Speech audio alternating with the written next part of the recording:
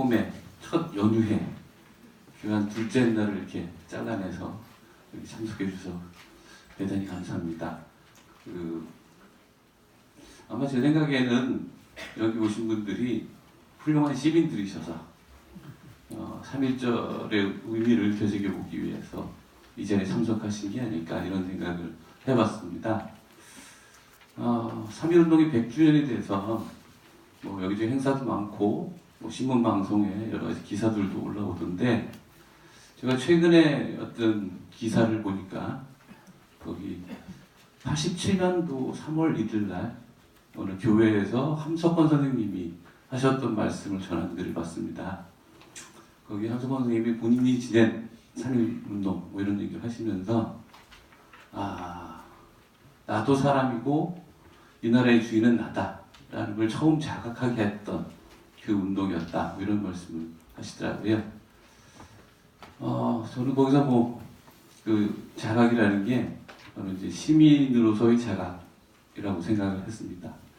그래서 그 3.1 운동부터 시작해서 최근의 촛불까지 우리의 시민의식이 자라나고 성장한 그 역사가 아닐까라는 생각을 했고요.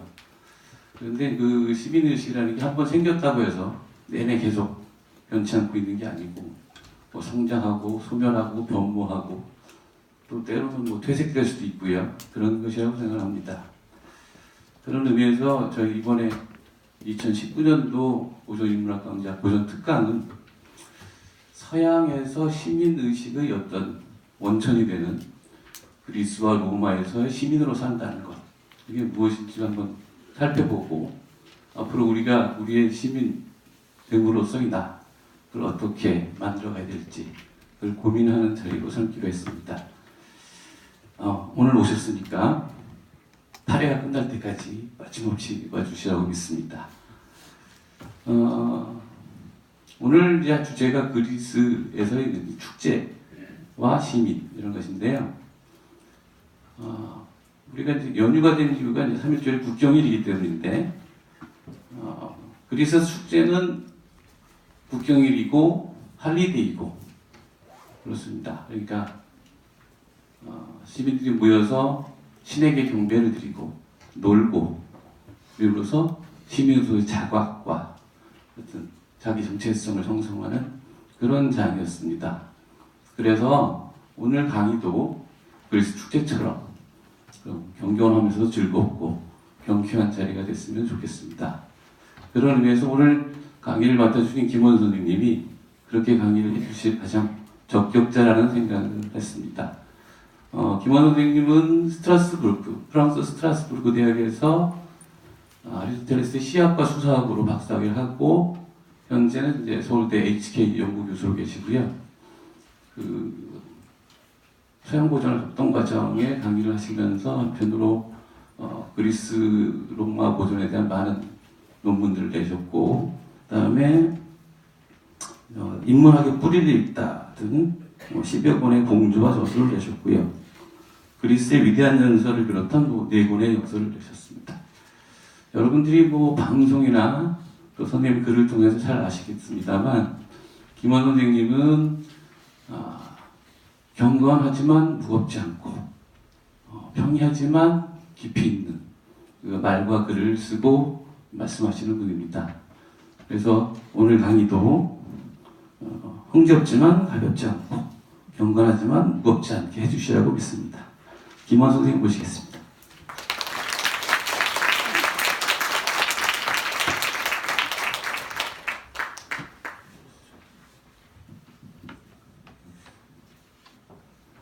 네, 안녕하세요. 지금 소개받은 김헌입니다. 다시 한번 인사드리겠습니다.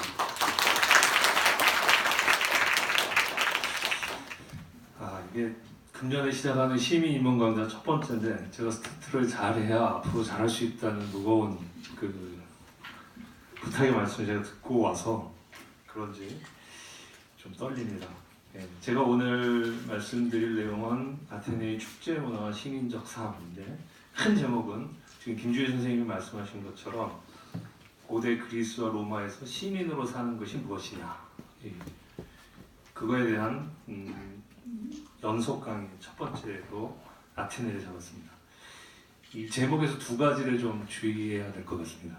첫 번째 뒤에 시민적 삶이라고 했는데 이 시민적 삶이라는 말이 굉장히 제한적이라는 거예요. 일단 시민의 조건이 굉장히 제한적이기 때문에 이것을 지금 우리의 삶에 적용할 수 있느냐라는 물음을 우리가 갖고 접근해야 될 것 같습니다. 잘 아시다시피 아테네에서 시민은 어떤 특권과 같은 거였습니다. 지금은 이 자리로 빌리자면은 이 중에 반 이상은 아테네에서는 시민이 아니었습니다.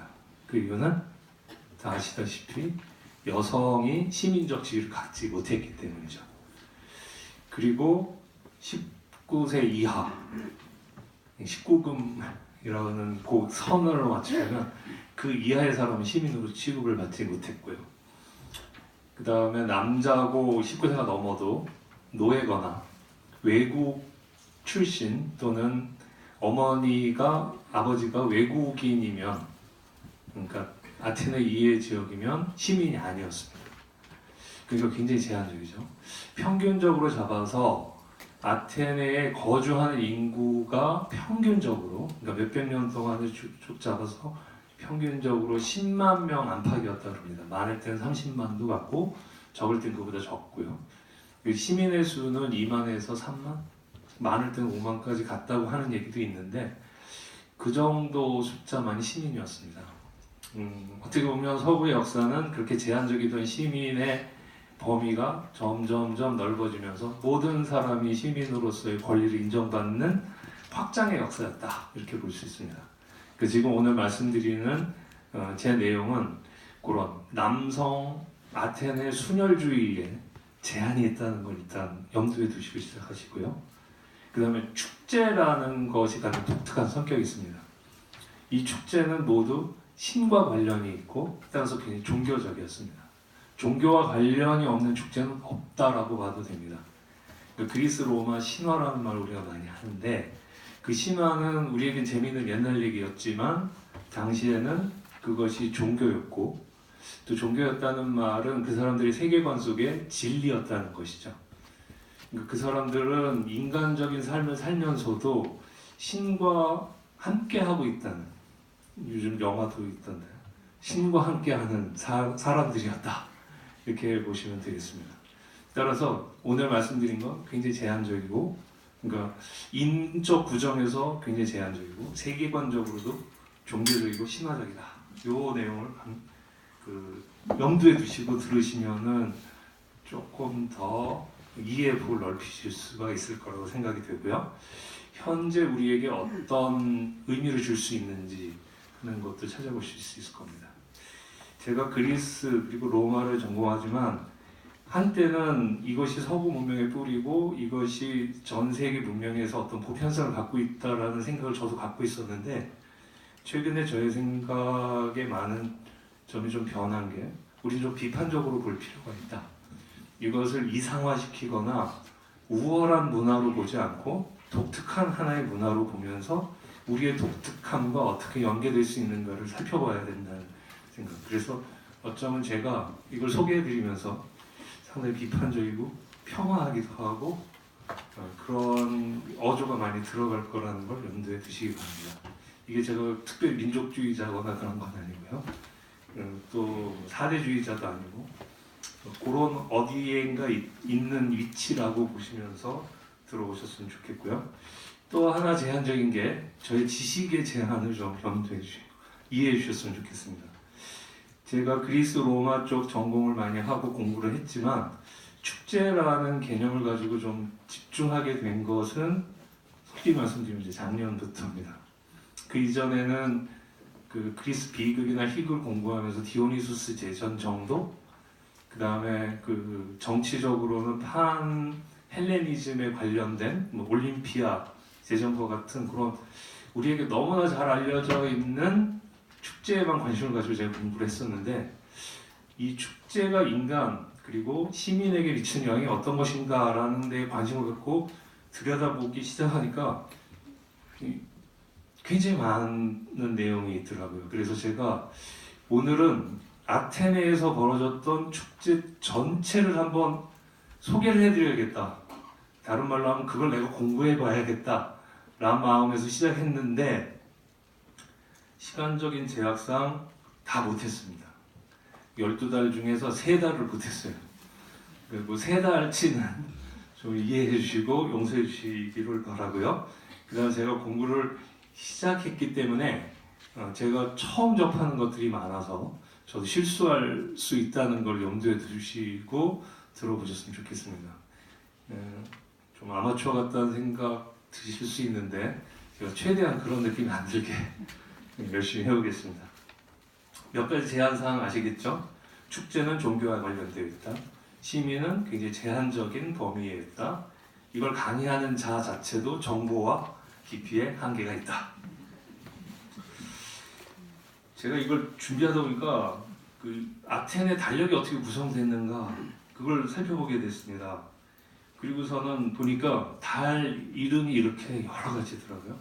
헤카톤 바이온이라는 이름을 쓰는데 요거는 아테네, 조금 넓게 하면 아테네가 중심이 돼서 아테네 지배하에 있던 아티카 지방에 있는데 이를테면은 서울, 경기도 이런 범위를 생각하시면 그 아테네는 서울에 해당되고 아티카는 경기도 이런 쪽으로 생각하시면 됩니다. 요건 아티카 지역에서만 통용되던 이름이었습니다.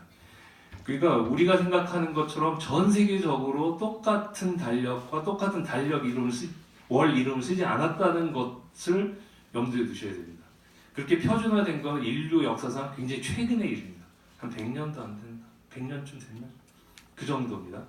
그러니 그 옛날, 지금으로부터 한 2500년, 700년 쪽으로 내려가면 사람들이 지 동네에서만 이렇게 노는 경우가 많아서 자기네 동네에서만 통용되면 다 생활이 불편함이 없었습니다. 그러니까 넘어가서 딴 나라에 갈 일이 그렇게 많지 않았습니다. 그렇기 때문에 그 지금 달력에 나와 있는 달 이름도 자기네들끼리만 쓴 거라고 생각하시면 됩니다. 이걸 일반화시키시면 안 됩니다. 아티카 지역, 저 터키 쪽에 옛날에는 터키 지역, 그리스 지역이었는데요. 그 서부 해안 쪽이요. 그쪽을 이오니아 지방이라고 하는데 그쪽에는 다른 이름을 썼습니다. 그리고 아티카 지역 위에 보이오티아 지방이라고 있는데 거기는 달 이름을 다르게 썼습니다. 그러니까 지금 우리로 비유하자면 경상도에서 쓰는 달력과 강원도에서 쓰는 달력이 달랐다는 겁니다. 그래도 사람들이 생활의 불편함을 크게 느끼지 못하고 살아갔다는 건데요. 지금 여기서 보여드리는 거는 아테네를 중심으로 한 아티카 지역에서만 통용되는 달 이름이었습니다. 이걸 기준으로 하고 있는데요. 저 가로 안에 있는 건 뭘까요? 네? 네, 현재에 맞추면 저렇다는 거예요. 그럼 특이한 점이 뭔가요? 우리 1월부터 시작하는데 얘는 7월부터 1년 시작되는 걸로 본 겁니다. 7월이 어떤 의미가 있을까요? 네, 하지가 넘어가는 그 시점입니다. 그러니까 그때부터 낮이 짧아지는 그 시점을 그 1년의 시작으로 봤어요. 왜 그랬을까요? 저도 모르겠어요. 네, 이건 이제 달력 연구하는 사람들이 그 해야 되는데 제가 지금까지 뒤져본 걸로는 아직 잘 못 찾았습니다. 그리고 이 시기가 1년 농사를 마무리하는 추수가 시작되는 시점이래요. 우리는 7월이면 한참 농사 이제 그 농작물이 무르익는 걸 기다리는 시기인데 이때 이 사람들이 추수를 했답니다. 그러니까 우리랑 기후가 지리적으로 시간적으로 옛날이었고 먼 곳이었기 때문에 우리랑 다르다는 걸 생각하시면서 1년을 거두어 드리는 1년 동안 했던 걸 거두어 드리는 그 시점이 1년의 시작이라고 생각한 거고 낮이 점점 짧아지는 게 1년의 시작점이라고 생각한 것이 굉장히 특이한 점입니다. 그러니까 학문을 할 때는 정보가 정확해야 되고 정확한 정보에 왜 그런지를 따져 물어서 답할 때 학문이라고 하는데 지금 저는 정보만 제공해줬고 왜 그런지에 대해서는 해주지 못했기 때문에 학문적으로 좀 부족한 지금 상황입니다. 예, 그렇게 아시고요. 이게 각각 어떤 뜻이 있나 이렇게 봤더니 헤카톤 바이온이라는 달은 100마리 소를 바치는 제사의 달이라는 뜻이래요. 그러니까 말 자체, 달 이름 자체가 그 달의 특징을 얘기해 주는 식으로. 그러니까 옛날에 뭐 늑대와 춤을이라는 영화를 봤는데 거기서 인디안들은 그 하나의 문장처럼 사람 이름을 붙이는 걸 보고 제가 상당히 신선한 충격을 받았었는데 이걸 공부하면서도 보니까 달 이름도 그렇더라고요. 그 다음에 메타게이트 니온이라는 달은 8월에서 우리로 말하면 8월에서 9월이 관련되는데 메타라는 게 옮긴다는 거고 게네이트 니온은 이웃이라는 뜻입니다. 그래서 이렇게 이웃을 옮긴다 또는 이웃과 함께한다 이런 두 가지 뜻이 있는데 이때 이주를 많이 했는지 왜 그런지는 잘 모르겠지만 요 이름이 붙어 있습니다. 그리고 요 이름은 아폴론 별명에서 따온 거랍니다. 아폴론이 태어난 건 델로스 태어났는데 델피 신전으로 가고 이렇게 움직이는 게 많아서 그랬던 것 같습니다. 세 번째 달로 취급된 건 지금의 9월에서 10월인데 보이드리미온이라는 달의 이름은 보이라는 게 이제 외친다는 뜻입니다. 드로미온은 이제 뛴다는 뜻인데 외침을 듣고 달려왔다는 달이라는 거예요. 그 아폴론의 아들 중에 이온이라는 친구가 있는데 이 이온이라는 친구는 딴지역 출신인데 아테네가 위험에 처해 있어서 도와줘 그랬더니 이온이 막 달려가고 도와줬다는 거예요. 그래서 그날을 기념하는 달이라는 뜻이래요. 그 다음에 피아넵시온은 피아라는 게 이제 콩이라는 뜻이랍니다. 또는 삶은 보리를 뜻하는 거고 앱스가 그 삶다, 찌다 이런 뜻이랍니다. 그러니까 이 달의 이름은 콩이나 보리를 삶아서 음식을 만들어 먹는 달. 무슨 달인지 느낌이 오십니까? 예, 이런 걸 먹었던 달입니다. 그리고 이게 축제와 관련이 되어 있고요. 이건 좀 이따가 나중에 또 얘기를 해드리겠습니다. 그러니까 달 이름이 이런 식으로 그 달에 중요하게 해야 될 어떤 일에 관련된 또는 그 달에 일어났던 어떤 역사적 또는 신화적 사건과 관련된 그런 것들을 이름으로 붙여서 사용했습니다. 그 다음에 마이마크테리온은 이게 제우스 별명인데 날씨를 험악하게 만드는 자의 달 이런 뜻이랍니다. 그러니까 11월, 12월은 그 그리스에서는 겨울이 본격적으로 시작되고 겨울에는 폭풍우가 많이 분대요. 근데 사람들이 폭풍이 많이 불고 날씨가 굳어지는 이유가 뭘까요? 무슨 해류나 기류의 변화 때문이겠죠. 그 지구의 자전과 공전의 영향도 있고요. 그러나 그리스인들은 단순하게 하늘의 제우스가 짜증을 부린다 이렇게 생각을 한 겁니다. 그러니까 굉장히 단순하게 설명이 되죠.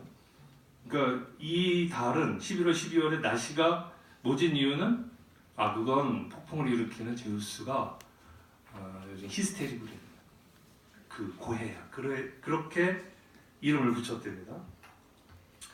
그 다음에 포세이데온이라는 달 이름은 12월부터 1월인데 이름 자체는 포세이돈에게 바쳐진 달이라는 뜻이래요. 이때 바다가 가장 험악하게 일렁거린다고 그래요. 그래서 포세이돈에게 바치는 달인 것 같고요. 그 다음에 가멜리온이라는 달의 이름은 결혼의 달이라는 뜻입니다.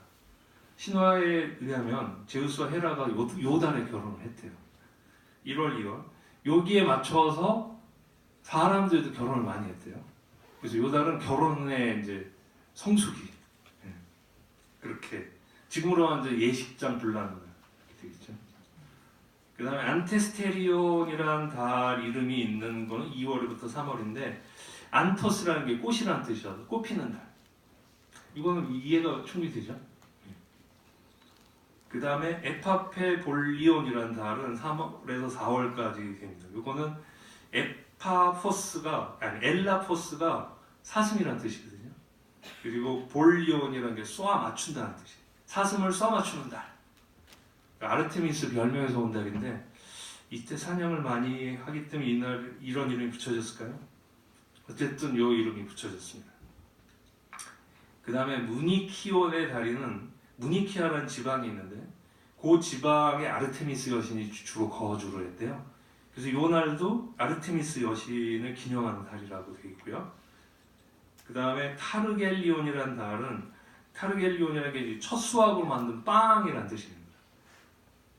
근데 이제 아까도 말씀드렸지만 7, 8월에 수확을 하는데 이때 첫 수확으로 만든 빵이 나온다는 게 좀 특이하긴 해요.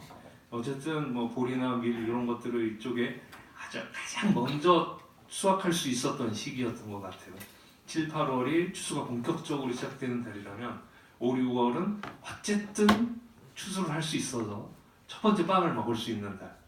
우리도 이제 햅쌀 처음 나와서 밥을 해 먹으면 너무 맛있죠. 그런 시기가 요 시기였던 모양입니다. 그다음 스키로포리움.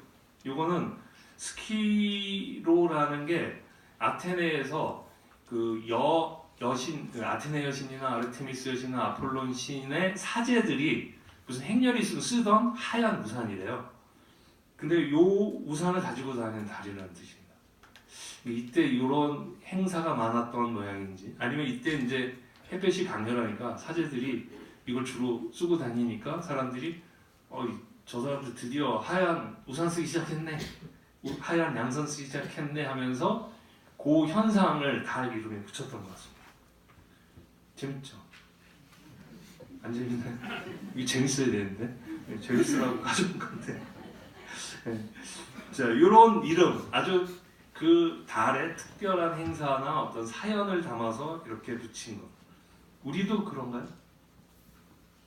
1월, 2월, 3월 이건 재미없는 이름이고, 영어식으로 제뉴얼이, 페브루얼 이거는 로마의 신화로 또 가면 재밌는 얘기들이 있긴 한데, 우리도 동지섭달, 그래서 이렇게 이름 붙이는데 이 사람들만큼 재미있는 이야기가 담겨 있는지 아닌지 이런 것도 한번 비교해 볼 만하고요. 자, 그러면 이런 월마다 어떤 축제가 있는지 지금부터 이제 소개를 해드리려고 합니다. 이만큼. 이 2시간에 끝낼 수 있을까요? 제가 아까 처음 말씀드린 것처럼 저는 이거를 다 하려는 그 야망 품고 시작을 했습니다. 강의를 준비해봤고, 제가 며칠 전에 그 유럽에 좀 답사를 갖고 와서 26일날 들어왔거든요. 그때부터 이 PPT를 만들면서 그 시차 적응도 안 되고 그래서 새벽에 잠도 안 오고 그래갖고 막 밤새면서 만들었습니다. 근데 이게 다 할 수 있을지 저도 지금 의문이고요. 이따가 진실은 고백을 하겠습니다. 자, 그럼 첫 번째 달부터 시작을 해보겠습니다. 헤카톤 바이온이라는 달의 첫 번째 축제는 크로니아라는 축제입니다. 12일에 열렸답니다. 크로니아, 어떤 축제일지 혹시 감이 오시나요? 크로니아는 힌트를 드리자면 그리스의 신의 이름에서 따온 겁니다. 네, 크로노스. 크로노스는 어떤 신이죠? 시간의 신. 그리고 크로노스의 상징물은 낫. 낫은 무엇랑 연결이 됐을까요? 거세. 근데 그거는 본질적 용도는 아니잖아요. 낫 들고 다니면서 거세하려고 다니나요? 그건 아니죠. 본질적 용도. 추수. 그러니까 헤카톤 바이온 달에 첫 추수가 이루어진다고 그랬죠. 예, 그래서 그 추수를 기념하는 그런 행사인 것 같습니다. 일단 헤카톤 바이온을 다시 한번 설명을 드리자면 하지 다음날 시작되는 달이고, 그리스에서는 요걸 첫 번째 달로 생각했고요. 원래는 헤카라는 게 백이고 톰베가 이제 제물, 제사 이런 뜻인데 100마리 소를 바치는 그 제사였다는 거예요. 헤카톤베가. 그래서 그거를 바치는 달이었다 그러는데, 전통적으로 그리스에서는 그 이제 한 해가 시작되고 추수를 하면서 신에게 감사 내지는 그 풍요, 다음 해의 풍요를 기원하면서 100마리 소를 바쳤답니다. 신이 먹나요? 안 먹죠. 신은 냄새만 맡죠. 예, 이게 100마리 소를 하고 사람들이 다 나눠 먹는 거죠. 그러니까 신에게 바치는 듯 그 형식은 갖추지만 실제로는 1년 동안 고생하고 추수하느라고 앞으로 힘써야 되니까 소고기 먹고 힘내자 이런 거죠. 우리도 저희 애들도 그런데 뭐 좀 힘든 일 시키면 오늘 한우 먹어야겠다고 또 그런 수입류 같은데. 크로니아는 말씀대로 크로노스를 기리는 달이고요. 그래서 처음에 이 달의 이름도 헤카톤 바이온이 아니라 크로노이온이라는 이름으로 붙여졌답니다. 크로노스 원래 추수를 관장하는 신이었대요. 그 거세는 우연적인 사건이고 원래는 추수를, 그러니까 시간을 관장한다고 그러면서 시간이 되면 이제 추수가 이 사람들이 굉장히 중요한 거죠. 농사는 어느 순간에 망할 수가 있잖아요. 지어가는 동안.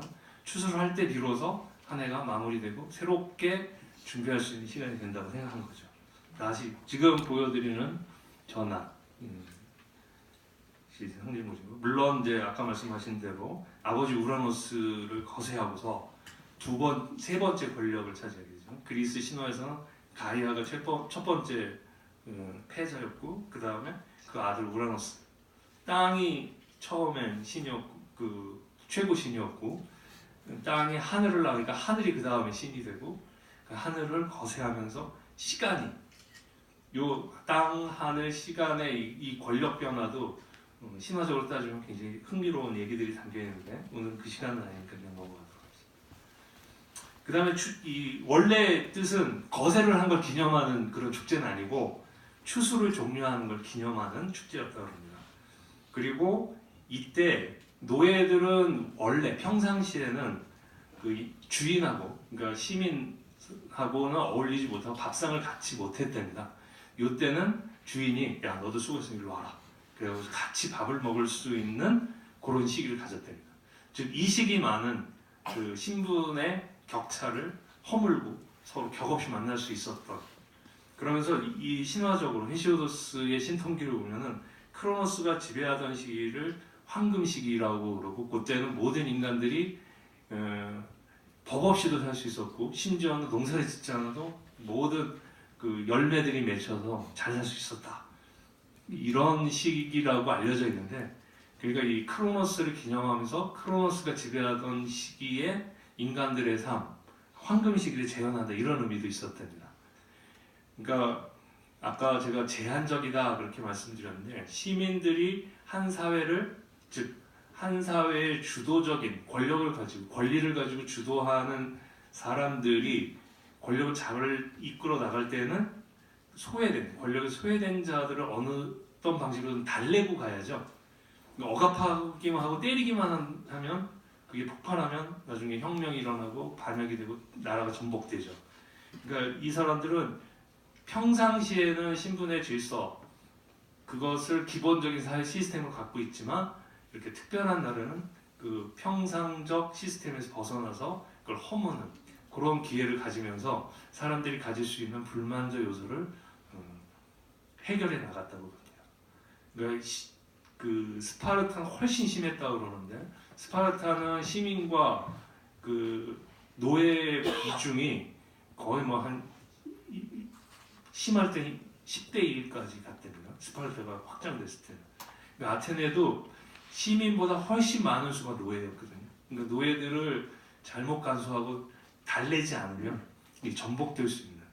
그래서 일부 급진적인 진보적인 시민 그 정치가들은 노예들에게도 적절한 공적이 있거나 또는 도시에 기여를 하게 되면 시민으로 이렇게 끌어주자, 뭐 이런 법안을 제출하기도 했다고 합니다.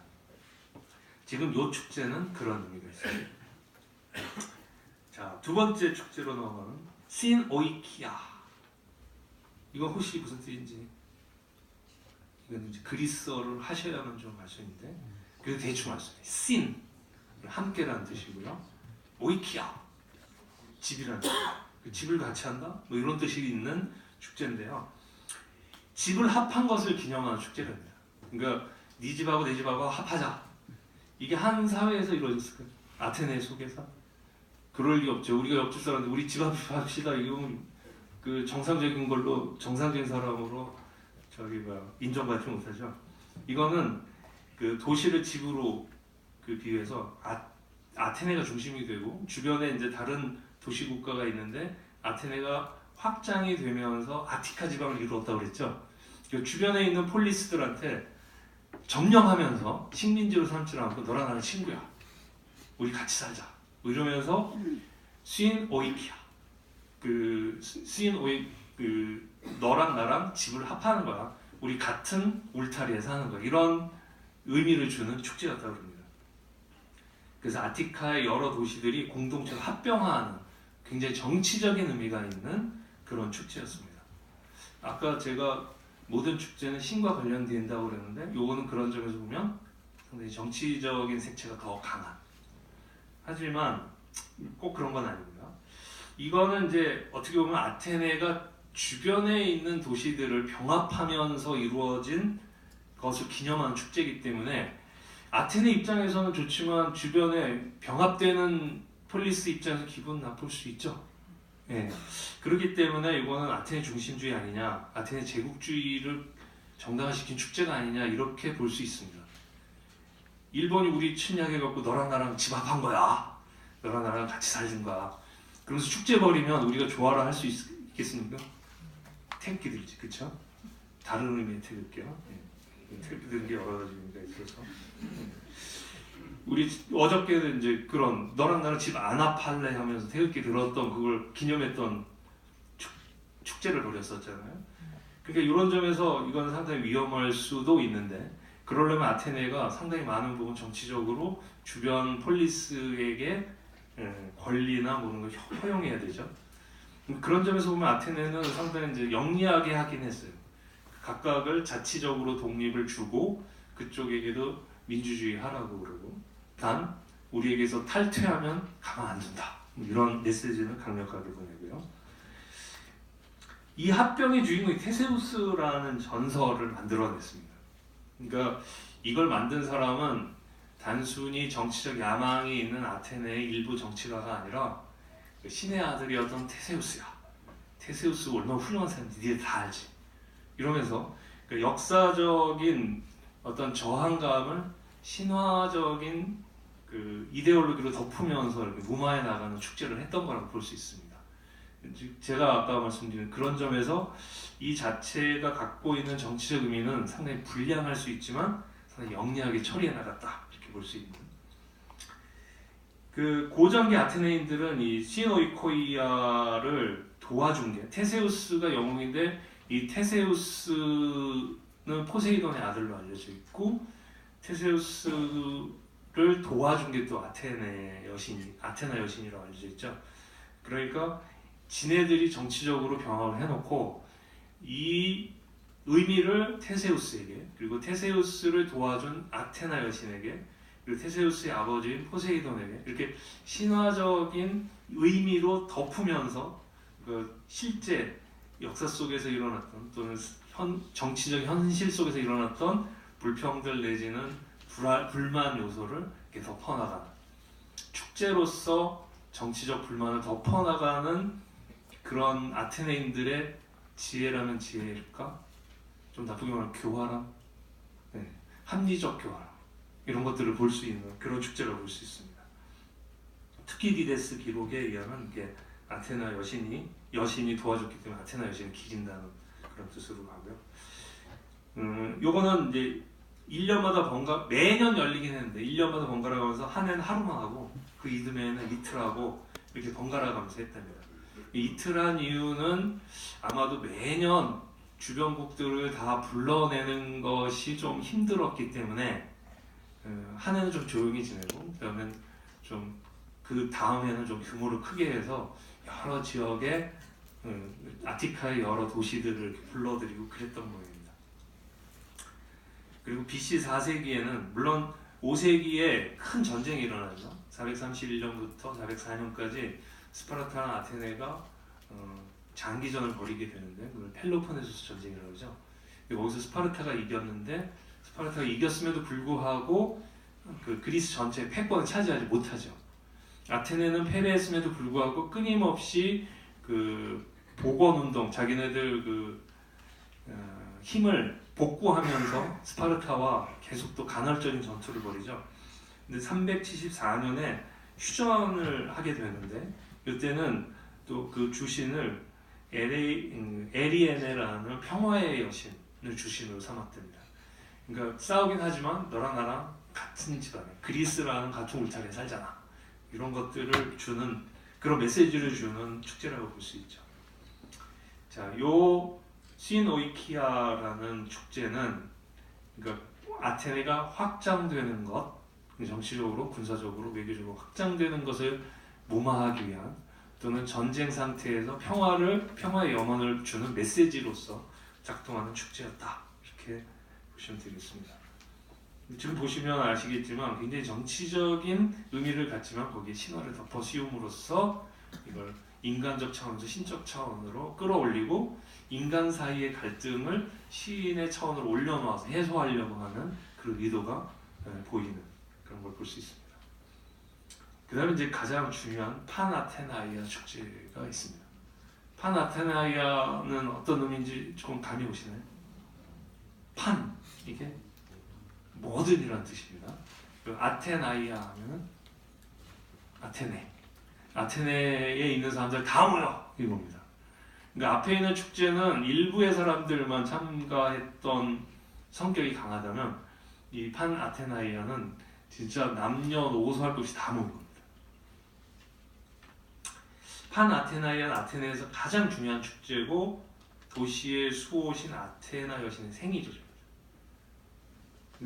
혹시 뭐 7월 또는 8월 7월쯤이 되겠죠. 7월 16일? 그러니까 얘네들은 헤카톤바이아 28일 죄송합니다. 28일이 아테네가 태어난 날이라고. 진짜일까요? 예수님은 12월 25일 날 태어나셨을까요?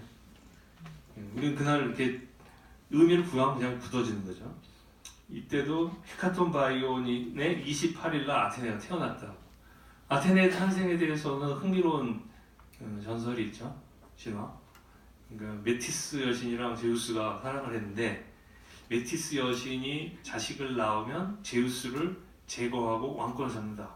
그러니까 제우스가 겁이 나갖고 어떻게 했죠? 메티스 자기 애인을 집어삼킵니다. 근데 그 이미 메티스는 아이를 갖고 있었어요. 그 아이가 점점점 자라나요. 어디에서? 제우스의 머리에서 자라는데. 그러니까 메티스 여신을 잡아가지고 자기가 삼켰는데 여신이 머릿속에 있었는 거예요. 머리가 이렇게 점점 커지는 거예요. 배불러 오듯이.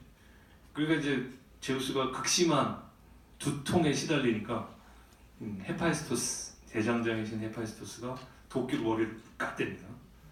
옛날에 제가 초등학교 때 가장 무서운 일본인은 도끼로 이마카라고 도끼로 이마카 바로 헤파이스토스 딱 자기가 여기서 아테네가 푹 튀어나왔다는데 그날이 언제냐면 헤카톤바이온 달의 28일째.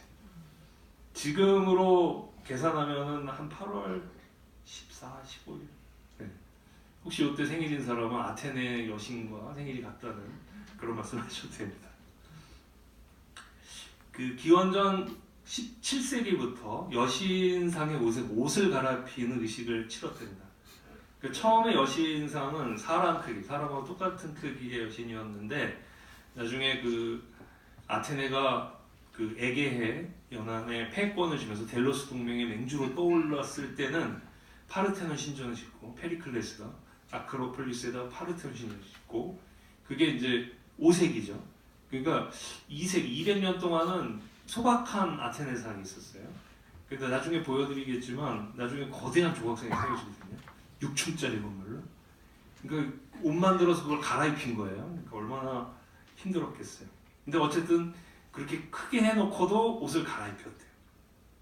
마네킹에서 옷 입히는 거 생각하시면 딱 맞습니다. 이 갈아입힐 옷을 아크로폴리스 파르테논으로 옮기는 행렬이 있었는데 그게 굉장히 볼만했다고 합니다. 지금 여기서 보시면 여기가 아크로폴리스죠. 그리고 여기는 아고라를 지금 재현해서 그린 건데 아고라를 쭉쭉 그 길 올라가는 행렬을 보입니다. 사람 크기만한 옷을 할 때는 이 규모가 작았을 텐데 어마어마한 크기의 여신상이 세워진 다음에는 커졌겠죠. 뭐 이렇게 올라갔답니다. 이 가운데로 갈 수 있는 사람들은 좀 특권이 있는 사람. 평상시에는 가운데로 올라갈 수 있는 사람들은 사제만 그랬답니다. 여기서 이제 행렬에 참가하는 사람 이렇게 하고 구경꾼들은 옆에서. 이때는 여자 어린이 다 올 수 있었답니다.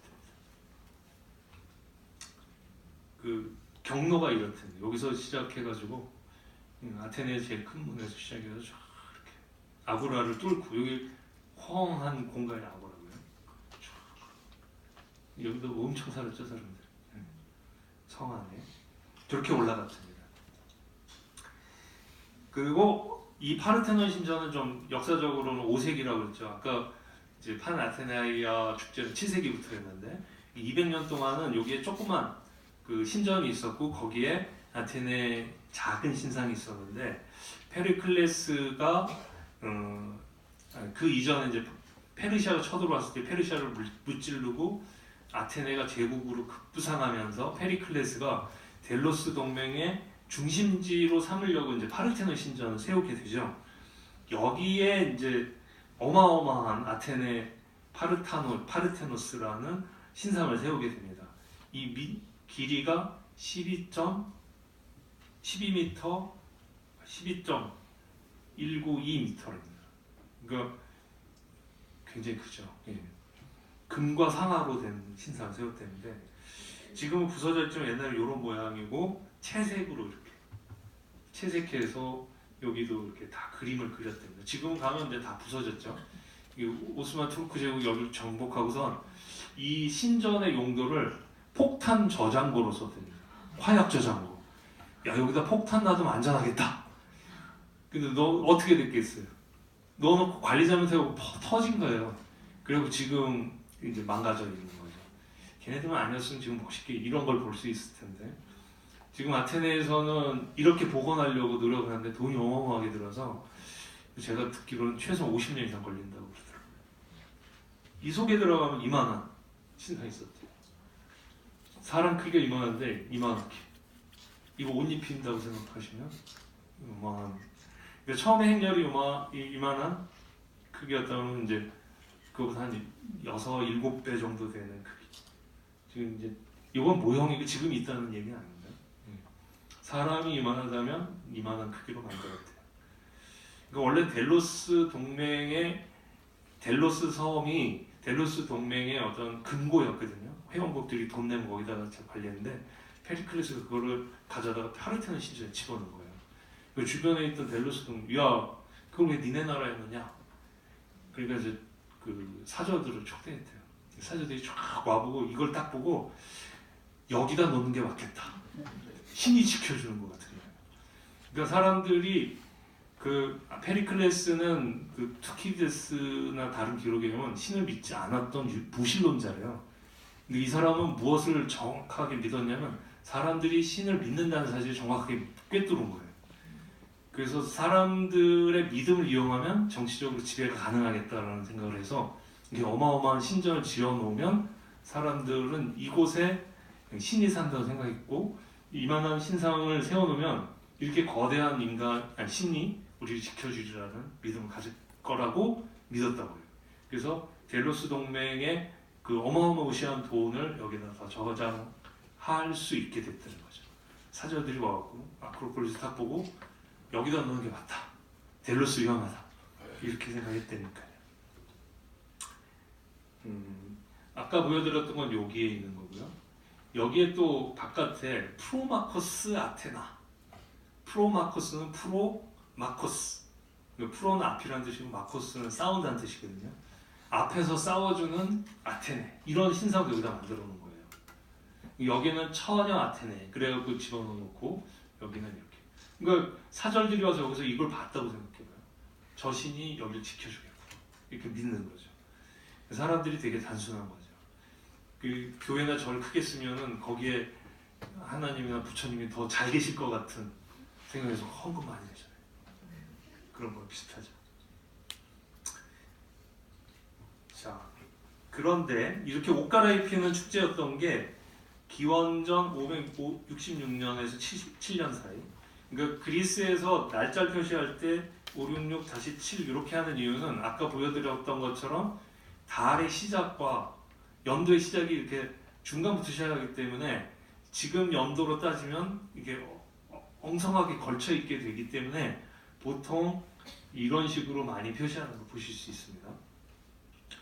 얘네들이 어떤 생각을 했냐면 4년마다 큰 메갈라 큰 판 아테나이아 축제를 열자 이러면서 그 올림피아 제전에 맞먹는 규모의 제전을 열었답니다.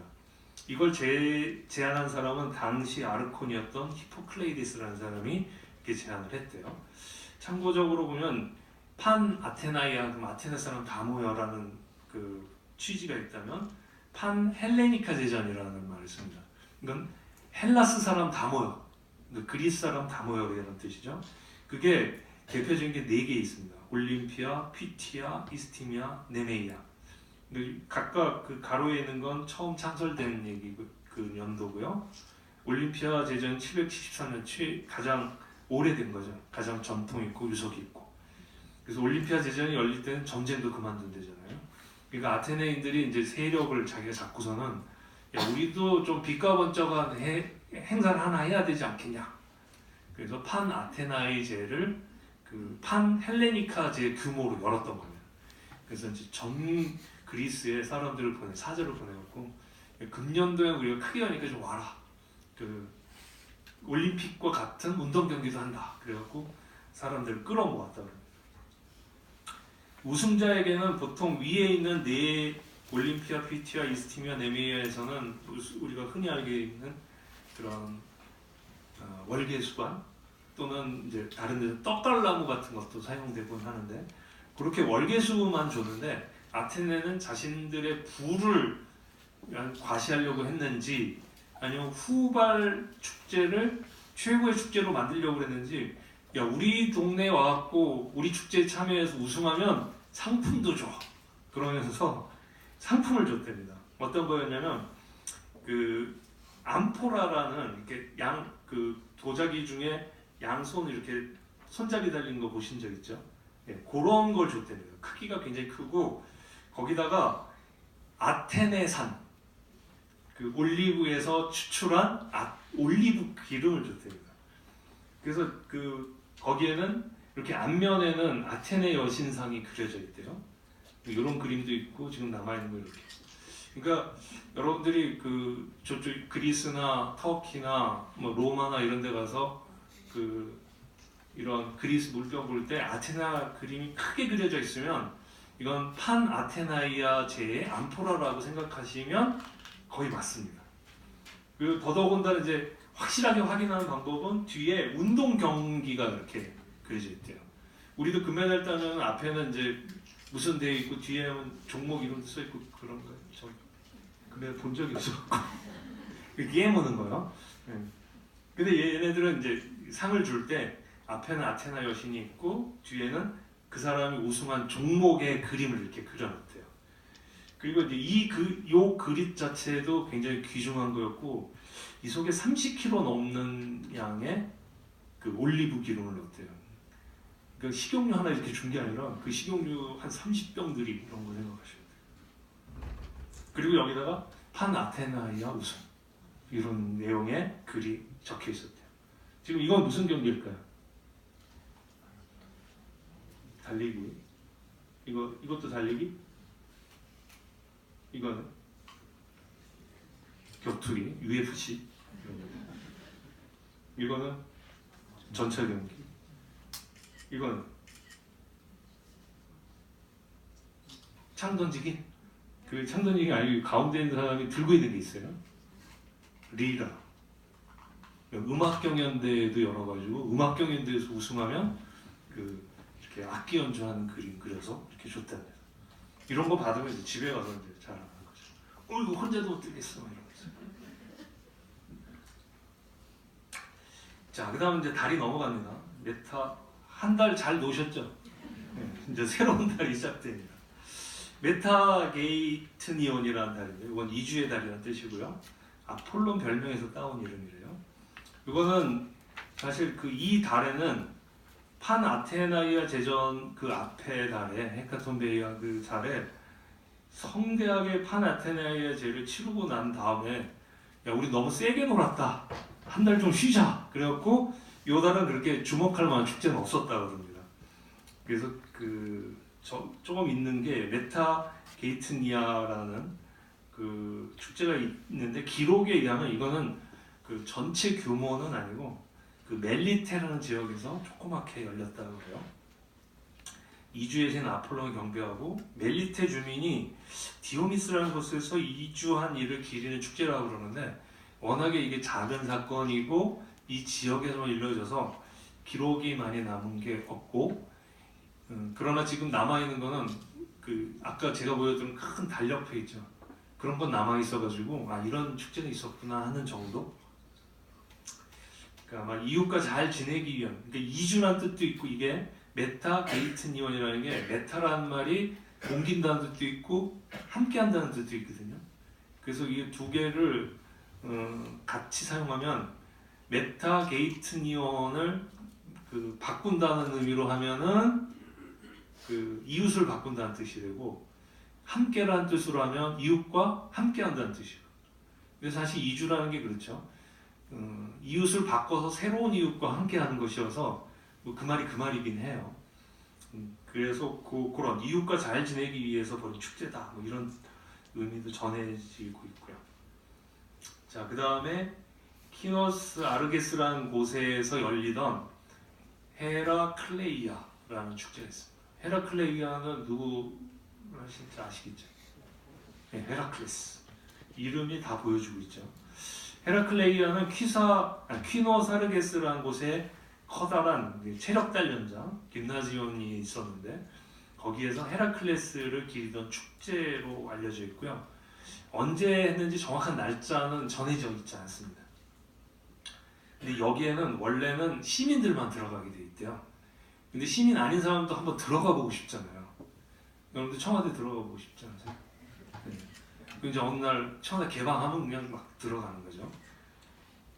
그런 것처럼 이 평소에 출입이 금지된 사람에게 한번 와봐 그러면서 그 문을 열어줬답니다. 특히 이제 아버지는 아테네인이고 어머니는 외국인인 사람 이런 사람들 못 들어가는데 출입이 허용됐다고 그러고요. 노예 또는 외류 거주인이라는 그러니까 거류 외국인이라는 표현이 있는데 그러니까 엄마 아빠 다 외국 사람이면서 그냥 와서 사는 사람 이 사람들은 의무는 있고 권리가 없다고 그러죠. 그런 사람들 그리고 순수 외국인들도 여기에 들어가는지 아닌지는 확실하지 않습니다. 확실한 건 시민들 평소에는 시민들만 들어가는데 좀그 중간쯤 아리까리한 사람들 그러니까 그런 사람들만 그런 사람들은 들어갔다는 얘기가 있고 노예나 다른 사람들은 허용했는지 안 했는지 기록은 없습니다. 어쨌든 이것도 보면 평상시의 사회 시스템을 유지하면서 거기에 불만을 품을 수 있는 사람에게 한 번쯤 허용하는 걸로 축제를 이용한 거죠. 축제의 개념이라는 게 일상에서 벗어남을 허용하는 거죠. 법적으로. 평소에 벗어나면 벌을 받는데 그 벌 받지 않고도 일탈을 할 수 있도록 허용해 주는 게 축제라고 볼 수 있습니다. 특히 아테네에서 고대 그리스에서 아마 우리도 그랬을 거고 전 세계적으로 비슷할 것 같아요. 축제의 역할은 그날을 특별하게 만들면서 평소에 금지되었던 것을 허용해 줌으로써 불만을 풀어주는 그런 역할을 했던 완충제 역할을 했던 게 축제라고 한다면 바로 이 축제는 그런 의미가 아주 강합니다.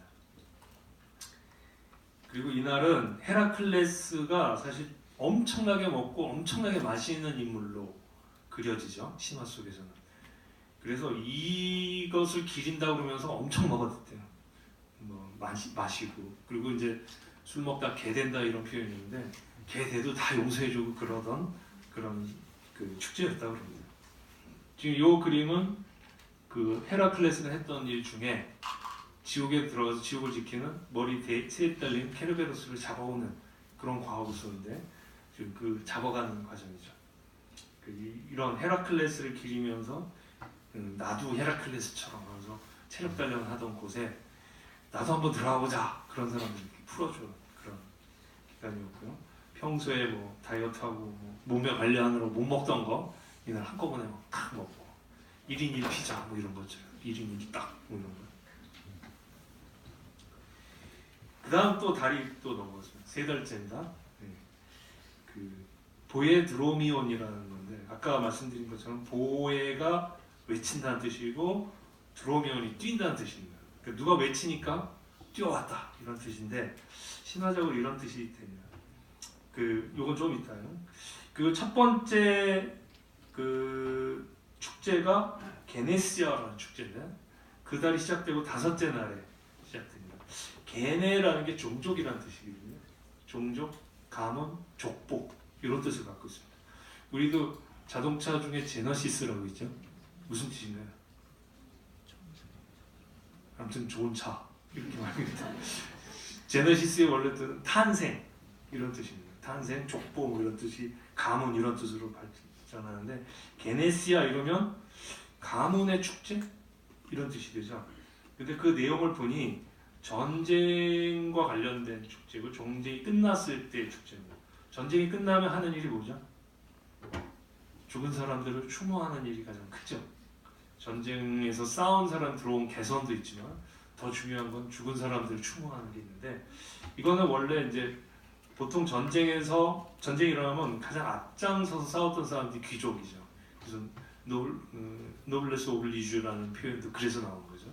우리는 그 귀한 집 자제들이 군대 안 가는 경향이 있어갖고 그런 역행하는 것 같은데 우리도 게네시아 이런 게 있어야 돼. 근데 그 귀족 가문에서는 이제 자기 아들이나 그 아버지나 누가 이렇게 죽고 돌아오면 전쟁이 끝났을 때 그걸 추모하는 행사를 했답니다. 그래서 원래는 이거는 국가적인 행사라기보다는 가문의 행사여서 게네시아라는 말이 붙어진 겁니다. 무슨 말인지 아시겠죠? 네. 가문의 행사 이런 것이었던 거예요. 그런데 솔론이 그거 니네 집안에서만 하지 말고 국가적으로 하자. 왜냐하면 니네 가문의 사람들이 국가를 위해서 죽은 거니까. 그리고 그걸 치를 수 없는 평민들, 일반 시민들도 죽었으니까 그 사람들도 같이 추모해 주는 거 하자. 그래서 그 전체 전사자들을 추모한 국가 제전으로 제안을 하고 입법화 시켰습니다. 이렇게 함으로써 가문의 장례식이 국가의 장례식이 되고 그러면서 시민들이 우리는 하나의 가문, 하나의 가족이다라는 공동체 의식을 고양시킬 수 있었던 거죠. 이제 그런 점에서 솔론이 굉장히 영리한 그 축제를 만든 거라고 볼 수 있죠. 우리도 이제 그 전사자들, 그 지금도 6.25 때 돌아가셨던 분들 유해를 계속 발굴하고 예를 표해 드리잖아요. 그 뭐 헐리우드 영화 중에 라이언 일병 구하기 이런 표현도 있고 국가를 위해서 싸워서 죽은 사람은 국가가 끝까지 책임진다는 걸 보여주는 게 굉장히 중요하죠. 네. 그 없는 놈만 군대 가고 없는 놈만 죽는다. 이러면 국가를 지킬 마음이 생기겠어요? 내가 나가서 군대에 가고 전쟁이 일어나면 싸우는 것은 내 가족, 내 아내, 내 애인을 지키기 위한 거다. 이런 마음이 있어야 되고 내가 죽더라도 국가는 끝까지 나를 책임져 줄 것이다. 이런 믿음이 있어야 사실 공동체가 유지되는 거잖아요. 없는 놈만 가서 개죽음 당한다. 이런 공동체가 유지되겠어요? 요즘 이제 신문 보면 그런 일이 많아. 우리나라 위험한 게 그런 거일 수 있잖아요. 지금 그걸 빗대어 보자면 솔론이나 이 그리스 사람들은 이런 성대한 그 국가적인 추모 행사를 가지고 그 공동체 의식을 고양했던 것을 볼 수가 있습니다. 근데 나중에는 이 휘브리스를 범한 인간들에 대한 복수와 응징의 신 네메시스를 그린 축제라도 같은 것으로 보기도 한답니다. 그러니까 네메세이아라는 축제도 있었는데 사람들이 이게 어딨지? 기록에도 없고 그러니까 이게 이건가 보다라고 연결을 시켰대요. 그래서 이 게네시아 축제는 이런 점에서 또 신화적으로 그러니까 이 말은 그 국가를 위해서 죽은 사람은 끝까지 책임져 준다는 것을 다르게 말하는 거죠. 그러니까 억울하게 죽은 자는 복수의 신 끝까지 응징해 준다는 그걸 덮어 씌운 거라고 볼 수 있죠. 그 다음에 아르테미스 아그로테라라는 게 있는데 그 아그로테라라는 이름은 사냥꾼이라는 뜻에서 나온 사냥꾼이라는 뜻을 축제 이름에다 붙인 건데요. 이건 아르테미스 여신의 별명이라고 해요. 그러니까 사냥의 신 하면 아르테미스를 생각하죠. 근데 이 달이 바로 아르테미스 아르테미스가 태어난 날이 이 보이드리미온 달의 6일째 되는 날이래요. 그러니까 한 9월 20일 정도? 20일 안팎? 그때가 아르테미스 여신의 생일이라고 그래요. 이게 희한한 게 아르테미스의 쌍둥이 남매가 아폴론이죠. 근데 하루 다음날 태어난 경우도 있네, 쌍둥이가. 오늘은 오빠 누나 태어나고 그 다음날 끝난 줄 알았는데 또 나와요.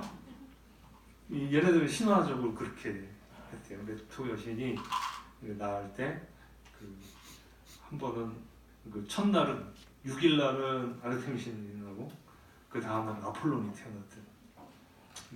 이 아르테미스 여신을 기념하는데 아테네 성벽 바깥에 일리소스 강이 이렇게 흐르는데 거기에 아그리아라는 곳에 그 아르테미스 여신을 기리는 신전이 있대요. 그 델로스 섬에서 태어나가지고 이렇게 돌아와가 아테네로 왔는데 거기에서 첫 번째 사냥을 했던 곳이라고 해서 여기에서 열린대요. 왜 이걸 할까요? 이때가 사슴 잡기 좋은 때인가? 사냥에 아무튼 사냥을 하기 좋은 시절이었던 것 같아요. 그렇지 않으면 설명이 좀 안 되는 거니까요. 그러니까 사냥을 나가기 전에 사냥 잘 할 수 있도록 도와주십시오 하면서 여기서 기원과 함께 사냥꾼들이 중심이 되는 그런 축제였던 것 같습니다. 그리고 역사적 사건하고 연결을 시키기도 하는데 바로 요 날에 마라톤 전투가 일어났대요. 그러니까 490년이죠. 그 페르시아가 쳐들어왔을 때 아테네가 중심이 돼서 마라톤에서 그 페르시아를 물리치죠. 근데 이때 전쟁에 나가기 전에 사람들이 아르테미스 여신 신전에 가갖고 승리를 기원하면서 우리에게 승리를 허락하시면 와서 우리가 암염소를 제물로 바치겠습니다. 그리고 승리하고 돌아와서 제의적인 행사를 거행했는데 바로 요 날이었다고 그래요.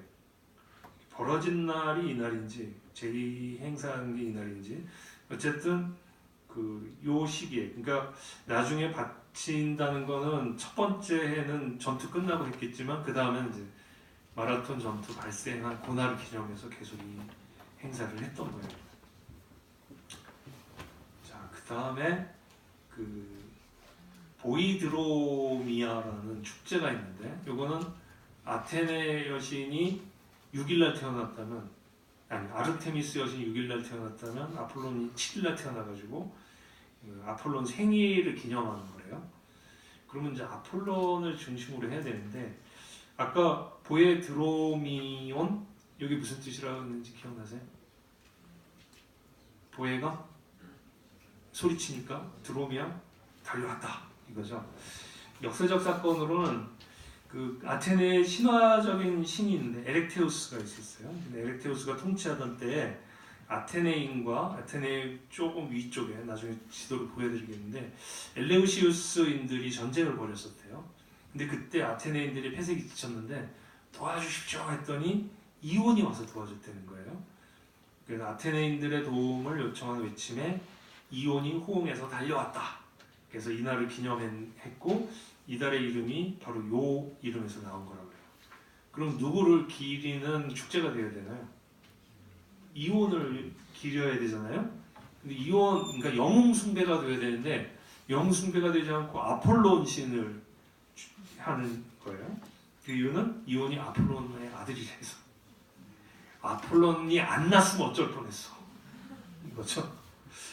그러니까 영웅 숭배보다는 영웅의 아버지를 숭배하는 게 더 좋겠다 생각했는지 이날은 아폴론 신을 경배하는 축제로 거행했답니다. 자, 그 다음에 이제 아주 중요한 축제가 바로 미스테리아예요. 미스테리아는 뭐로 번역되는지 아세요? 신비? 미스테리아다 그러면 신비롭다 이런 뜻인데 신비롭다는 말은 그 내용을 잘 모르겠다는 거죠. 그래서 그 비밀스러운 종교 회합과 관련된 축제입니다. 그래서 이 내용은 굉장히 중요함에도 불구하고 남아있는 정보가 별로 없어요. 왜? 거기에 참가한 사람은 말을 안 하기 때문에 기록도 남기지 않고 그러나 꼭 말하는 사람이 있죠. 그래서 그런 그 배신자들의 기록이 조금 남아있거나 이랬을 거다고 추정하는 사람들의 기록이 남아있어서 그것들을 추합하면 앞으로 소개해드릴 내용이 나오게 됩니다. 그러니까 정확한 건 아닐 수도 있어요. 미스테리아는 엘레우시스라는 곳에서 벌어진 밀교 의식이었대요. 비밀 종교 의식. 그래서 그 연결시키기 좋아하는 사람들은 이런 게 그 기독교가 로마 제국에서 탄압을 받을 때 비밀스럽게 종교 회합을 가졌잖아요. 근데 요거랑 요거가 공통점이 있다. 뭐 이렇게 연결시키는 사람도 있습니다. 아무튼 참여자들은 그 의식에 관해서 침묵을 했대요. 근데 이 밀교 의식은 2번에 걸쳐서 이루어졌는데 그 안테스테리온 달에 소규모로 조그만 미스테리아가 있었고 그 다음에 그거 끝난 다음에 한 6개월 좀 지난 거죠. 6개월에서 7개월. 그좀 지나서 그 보헤드림이온 달에 크게 열었답니다. 이 2번을 다 거쳐야 그 종교에 가입이 되는 거였어요. 근데 이 비밀 종교 회합은 데메테르 여신과 페르세포네 여신을 기리는 그 축제였대요. 데메테르와 페르세포네 사실 이제 그리스 쪽 관련 특히 이제 신화나 비극 문화 이런 거 가르칠 때 가장 애로점이 뭐냐면 사람이 등장인물 이름이 너무 어려운 거예요. 그래서 저한테 항상 하소연하면서 그리스 비극이나 뭐 신화 읽으려고 하는데 이름이 너무 복잡해서 못 읽겠어요. 그럼 제가 뭐라 그러는지 아세요? 그건 제 책임이 아닙니다. 제 책임은 아니죠. 아무튼 이것도 그러죠. 데메테르, 페르세포네 막 하다 보면 쥐라기 공원 무슨 강의하는 거. 사실 뭐 공룡 이름이 다 그리스 말에서 나왔기 때문에 그 느낌이 있는데 어쨌든 데메테르와 페르세포네 둘의 관계가 어떤 건지 아시죠? 뭐냐? 누가 엄마냐? 앞에 썼으니까 엄마겠죠. 데메테르가 엄마고 페르세포네가 딸입니다. 지금 이 그림에서는 누가 엄마겠어요? 이게 엄마, 얘는 페르세포네 딸, 얘는 애인? 아니고요. 얘 어디서 오는 건지 아세요? 네, 지하세계 하데스에서 이렇게 올라오는 겁니다. 그리고 엄마가 이렇게 맞이하는 거고요. 그러니까 그리스 그 계절이 왜 변하죠? 왜 봄이 오고 여름이 왔다가 가을이 되고 겨울이 되나요? 데메테르가 딸을 만나면은 봄이 여름이. 네, 그래서 지구가 공전하기 때문이죠. 그렇죠? 지구가 기울어져서 공전하기 때문이잖아요. 근데 이제 그 사실을 몰랐던 옛날 사람들이 이게 왜 그러냐 할 때 그 그리스 사람들은 이런 이야기를 만들었습니다. 어떻게 만들었냐면 데메테르 여신이 대지의 여신이었는데 그 데메테르와 제우스가 사랑을 나눠서 페르세포네를 낳았습니다. 근데 페르세포네를 보고 반한 지하의 신 하데스가 쟤를 나의 아내로 삼아야겠다. 근데 둘의 관계는 제우스의 딸이라고 그랬죠. 그러니까 하데스는 제우스의 형이에요. 그러니까 삼촌이에요. 삼촌이 조카 보고 내 아내로 삼아야지. 그리고 데려간 거예요. 제우스는 자기 딸을 자기 형한테 준 거죠. 뭐 이런 콩가루 지방이 다 있나 싶은데 신들은 그럴 수 있습니다. 그래서 어쨌든 데려갔어요. 그러니까 데메테르 여신이 딸 잃어버렸다고 나 이제부터 일 안 해. 그리고 파업. 지금 여기 이제 어르신들도 많이 계신데 집에서 여자가 일을 안 하면 다 굶어 죽죠. 라면 먹고 막 난리 나죠. 그런 것처럼 데메테르 여신이 나 일 안 해. 그렇게 일을 팽개치니까 그 세상이 온통 황폐해져 버렸습니다. 그래서 제우스랑 하데스랑 합의를 해갖고 안 되겠다. 그 페르세포네를 1년의 반은 세상에 나오게 하자. 그리고 1년의 반은 네가 데리고 지하에서 살아라. 그렇게 합의를 봤습니다. 그래서 데메테르 여신이 지금 이 장면은 이제 약속한 시간이 돼서 하데스에서 이렇게 나오는 거죠. 둘이 만나면 데메테르가 행복에 겨워서 그때부터 막 땅이 움직이는 거예요. 대지의 여신이고요. 그래서 꽃이 피고 새싹이 돋고 꽃이 피고 열매가 맺고 막 그러다가 헤어지겠죠. 다시 돌아갈 때가 되면 다시 데메테르 시무룩해져갖고 데무룩해져서 이제 그 다음부터 또 우울증에 빠져서 그러면 이제 낙엽이 지고 뭐 땅이 황폐해지고 얼어붙고 그런다는 거예요. 그러니까 계절의 변화를 그 여신의 심리적 변화, 정서적 변화로 설명하려고 했던 아주 낭만적인 설명이죠. 자, 요 시기를 가지고 그래서 이 2월, 3월, 9월, 10월에 열리는 이유는 9월, 10월이 되면은 이제 데메테르와 페르세포네가 헤어지는 시기. 2월, 3월이 되면 만나는 시기. 그래서 헤어짐과 만남의 시기에 두 번에 걸쳐서 이 미스테리아 의식이 열렸다는 겁니다. 왜 열렸는지 아시겠죠? 근데 의미 그리고 행사 내용은 잘 알 수가 없어요. 왜? 참가한 자가 비밀 시키기 때문에. 밀교 입회자는 근데 이제 이런 얘기 나와요. 악을 모르는 영혼으로 정의롭게 잘 살아가는 사람이어야 된대요.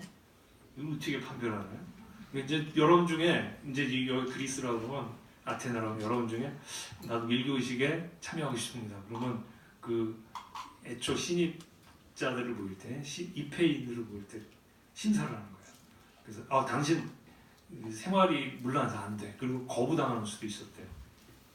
근데 이때는 나이, 그러니까 어린이든 노인이든 뭐 이런 거 또는 여자 남자에 관계없이 그리고 신분이 노예든 거에 관계없이 원칙적으로 제한을 두지 않았대요. 그러니까 시민만이 어떤 권리를 가질 수 있는 거라면 이 밀교의식에서는 그런 걸 다 없앴던 거죠.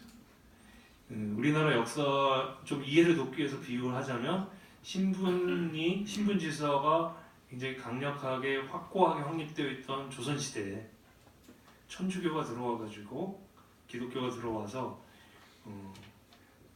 남녀노소 그 양반이나 상이나 노비나 그 하나님 앞에선 신 앞에서는 전부 똑같다. 그러면서 예배 같이 드리고 형제 자매 막 이렇게 부르던 그런 의식이 있었죠.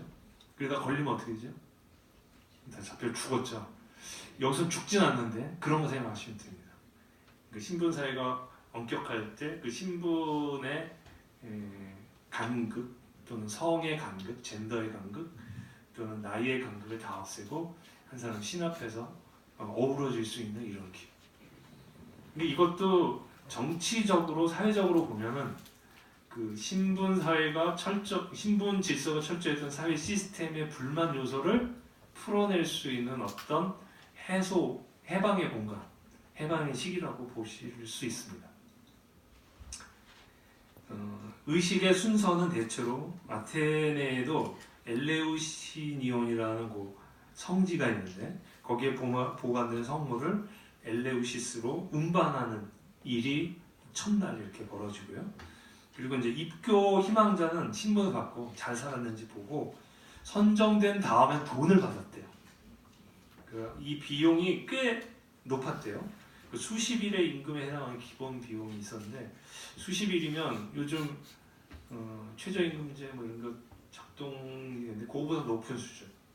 그러니까 일일 노동자가 한 달에 10만 원 정도라면 수십일이니까 한 200만 원, 300만 원의 입회비를 내야 돼요. 그리고 그 다음에 또 추가적으로 드는 비용은 내고 이게 요즘으로 헌금 많이 내요. 이 행사에 또 참가할 수 있었던 거예요. 모든 그리스인들 그리고 이건 아테네인들에게만 허용된 건 아니고 모든 그리스인들에게 개방이 돼서 55일 전에 이 축제가 있기 55일 전에 그 각 폴리스에 사절들을 보내서 이번 입회자 희망자를 모읍니다 그랬고 모아서 전 그리스적으로 이렇게 모았대요. 그러면 이제 사람들이 이렇게 모은 게 55일이나 걸려요 요즘. 근데 그 이유는 이동 거리가 지금하고 달라서 KTX 이런 거 없으니까. 지금 보시면 여기가 아테네고요. 엘레우시스는 여기예요. 옛날에 여기 둘이 싸웠다고 그랬죠.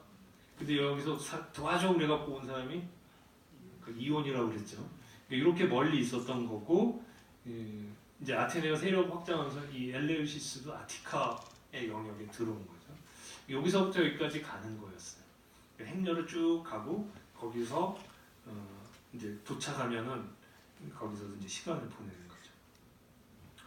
지금 요거는 엘레우시온 아테네에 있는 엘레우시온의 그 성지의 잔해래요. 이렇게 나와 있고 이 비슷한 것이 여기에도 있었고요. 거예요. 그리고 여기 두 군데 말고도 여러 도시에 이런 흔적들이 있다고 합니다. 지금 요거는 엘레우시스에 있는 그 엘레우시오 그 성지라고 그러는데 여기에 이제 사람들이 들어가서 머무는 거죠.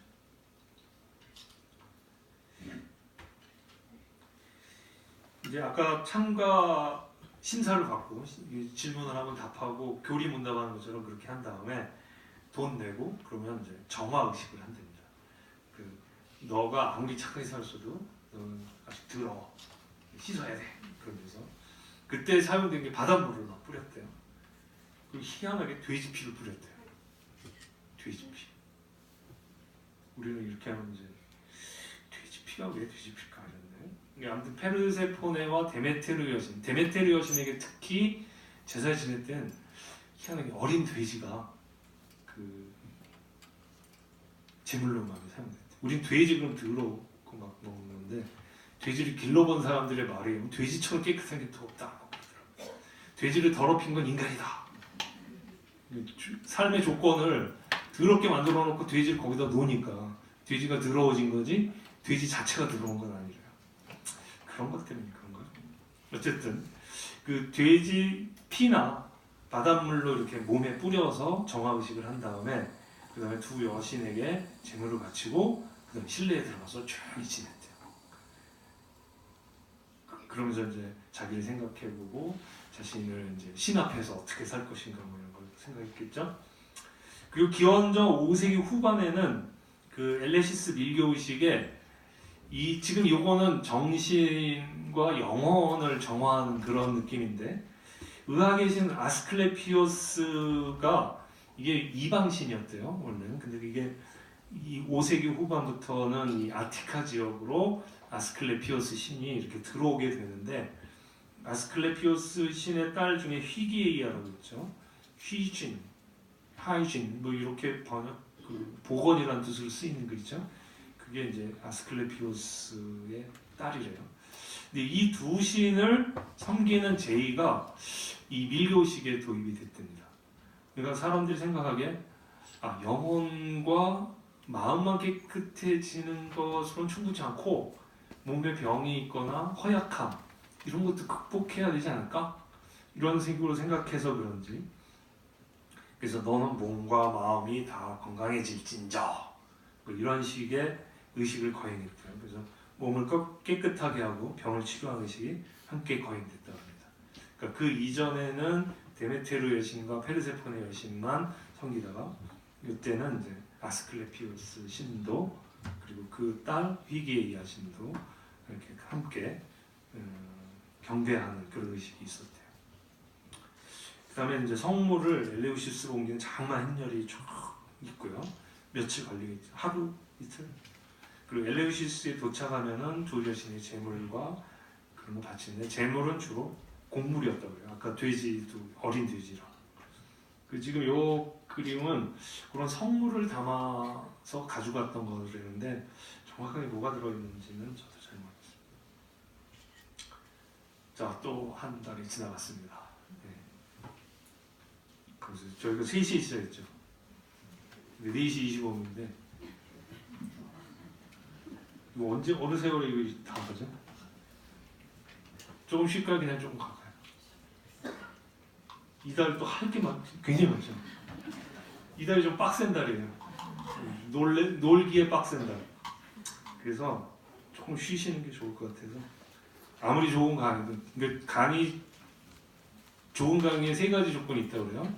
늦게 시작하고 중간에 쉬고 빨리 끝내. 그럼 가장 좋은 강의는 휴강.